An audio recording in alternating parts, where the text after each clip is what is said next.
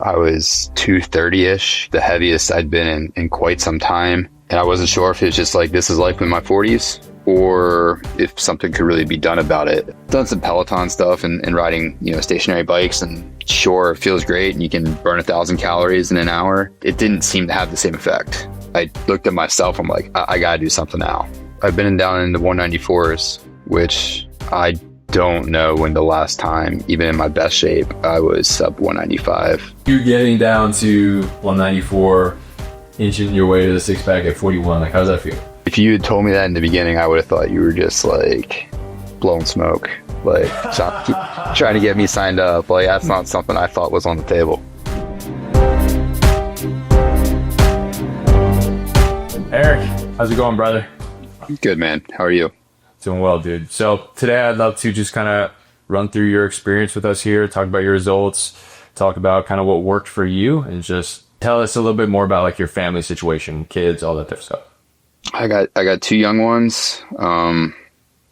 They keep me busy when I'm at home. Yeah, the unfortunate part of my job is that I'm always on call. And so, my phone rings all night. My phone rings when I'm at home. And so it's, working out after work or whatever would be tough for me because I feel like I'm not giving them the time that they deserve. So, I could work out before work. That's always an option, waking up early. But yeah, I try to give them time after work and, make sure that they get enough dad time. I love that. I respect that. And so for you, when you were you actively trying to get back in shape when you reached out to me?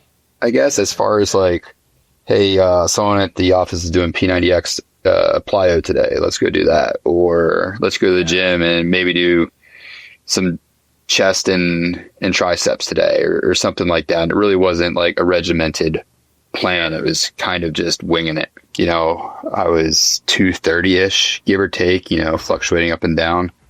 Which is the heaviest I'd been in quite some time. And I wasn't sure if it was just like, this is life in my 40s, or, if something could really be done about it.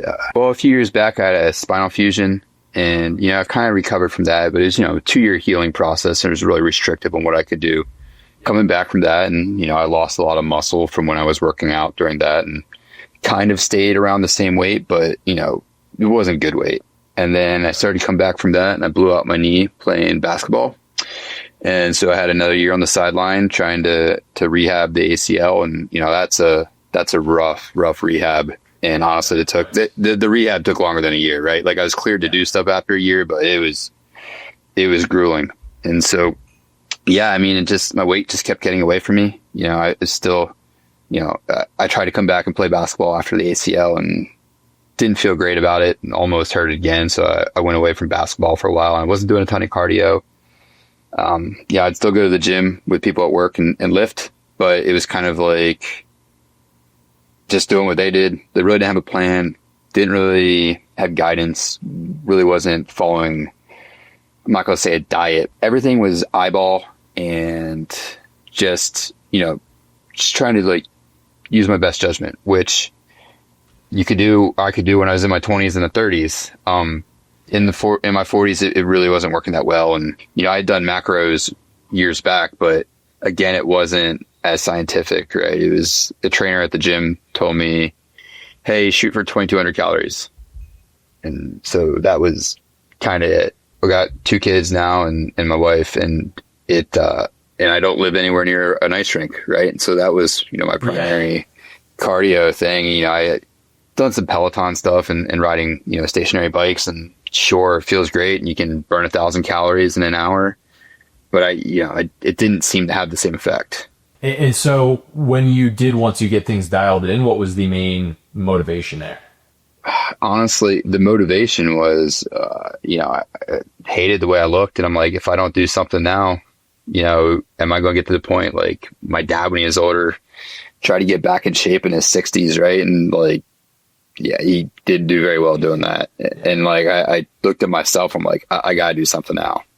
Yeah. We get guys in their 60s and they still can make substantial progress, but it's definitely not as easy as your 50s or 40s and obviously before that, right? So a lot of guys say that as well. And so for you, when we did start dialing things in, what would you say were the main 2 to 3 biggest levers that really had the biggest impact on your fitness results? The biggest levers for me was definitely the guided macros. Okay. You know, and in the beginning, you know, the cookbook helped. So nutrition was a big lever for me, but also having set plans in the gym and not trying to, I guess, find my own way.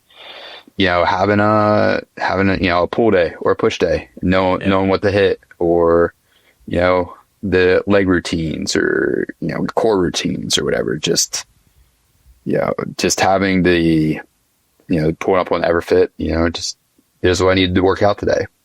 Really helpful. In the beginning, I really thought weighing my food was going to be like, holy crap, I got to weigh my food every meal. Like, that's going to suck.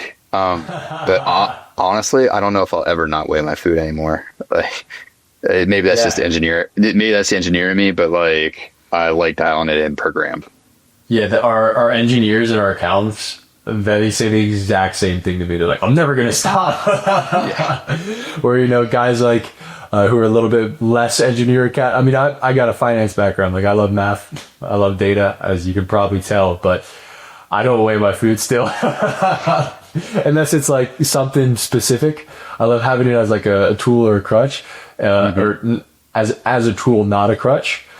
But the engineers and the accountants are like, dude, I haven't been doing that my whole life. I love it. Yeah, like, I've gotten good at eyeballing it, like when I go out to eat, but really, like, I don't like that. I'm like, I got to guess on this. Like, it's not perfect. It's like that feeling of control. Yeah. Right? Cool. And so dialing that in, and then with specific challenges like being on call all the time, and, you know, the injuries that you still have to be, I'd say you're doing pretty good with those, but still you have to be mindful of them, no? A few months ago, I developed tendonitis in my elbow, and I tried to push through that for a while, just because I'd made so much progress that I was worried about stepping back, and maybe I pushed it too far. But what I've learned about, you know, elbow tendonitis is it's very hard to get rid of. That's no joke. So, you know, I started a new program to try to take care of that, but, you know, we've adjusted my workouts, you know, to what's pain-free for me. And so maybe I don't get the glamour biceps for a while. But, you know, everything else seems to be working pretty well. It'll come inside. So, but then also with your back, do you still have to be mindful of that? I know we're avoiding things like heavy deadlifts, heavy squats. Yeah, but deadlifts are no go. I try not to do any barbell squats. Like, I try not to load my back up too much. Okay. And so beyond just smarter exercise selection, do you have anything that you think about personally, and that if someone is, you know, dealing with some injuries, how they should kind of approach still being able to train around the injuries they have going on? Man, it's just a lot of feel, I guess, for me. You know, it hasn't happened, but if we were having an exercise where, like, man, my back really hurts every day after I do these, you know, I'd bring it up to you. The time management honestly hasn't been a big issue for me, just due to my job. And, you know, before I started your plan, back in the day before I had kids, you know, I would wake up at 2 a.m. and go to the gym. So now I don't think there's any 24-hour gyms around here anymore, post-COVID. But, you know, if there's a day where I know I'm going to be out of the office and I'm doing field work, I need to work out before, or I got something else going on in my life where I'm not going to be able to work out at lunch, you know, I'll get to the gym when it opens at 5, and, you know, I'll do a morning workout. I don't know. That doesn't bother me. It's that Maya Ramada, baby. And so since February, tell us a little bit about the results that you got in terms of body composition, scale weight, and then anything else that comes to mind. Yeah, you know, I think my lowest, I've been down in the 194s, which I don't know when the last time, even in my best shape, I was sub 195. Took a while to break the 195 barrier. Need to get back down there again after a weekend away with the boys. But you know how to get there. But yeah, you know, I got down to the 207 or whatever it was, and I was like, I want to keep going. And so now, you know, the goal is, let's try to get a 6-pack. Man, I'm getting close. I got like 2 that show every now and then. There we go. I got the side showing. So, you know, I'm really trying to hammer down and get that. Yeah, that's definitely a big thing, is like I gained close to 40 pounds after I got into an accident.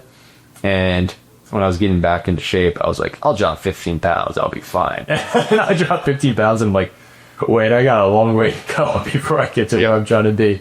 Right. That's such a thing. And then when you tell people kind of like where they probably are going to want to end up, they're like, nah, that's not right. Well, also too, I think part of the process is, for me, I hadn't been sub 200 really for so many years. It's like, do I need to be sub 200? And then you get down there near it and it's like, well, I can do it. Why shouldn't I do it? When was the last time you were 195 or sub 195? Like 195, man, it probably was like 2013, somewhere around there. So 12 years ago, right? And how old are you now? I am 41. 41. And would you say you're in better overall shape now than you were then, or just lighter? Body breaking down aside, I'd say I'm in better shape now than I was then. But obviously, that was better. But you didn't have a little tendonitis back then. I didn't have a spinal fusion, didn't have a surgically repaired knee. All that stuff that has happened over time. That's pretty freaking cool, man. And so you getting down to 194, inching your way to the six pack at 41. Like, how does that feel? If you had told me that in the beginning, I would have thought you were just like blowing smoke, like trying to get me signed up. Like, that's not something I thought was on the table. Yeah, that's what people tell me a lot. Yeah. So it feels good then. Yeah, it feels great. What would you tell yourself then? Like, what would be the biggest piece of advice you would give yourself before embarking on a fitness journey to get back in shape? I don't know, man. Trust the process, I guess. And in the beginning, it comes off slow, and then, it just drops in a bucket. Just keep with it, and I guess listen to your body. Don't try to push through sore elbows. Smart man. All right, brother. Well, I really appreciate you coming on, sharing your insights here today, sharing your experience. Is there any final remarks you want to leave for anyone? I'm looking forward to getting to where I want to be and knowing that I know enough now to probably stay there. Love it, man. Love it. All right, brother. Well, I really appreciate you sharing all this. Take it easy, dude. All right, man. See you.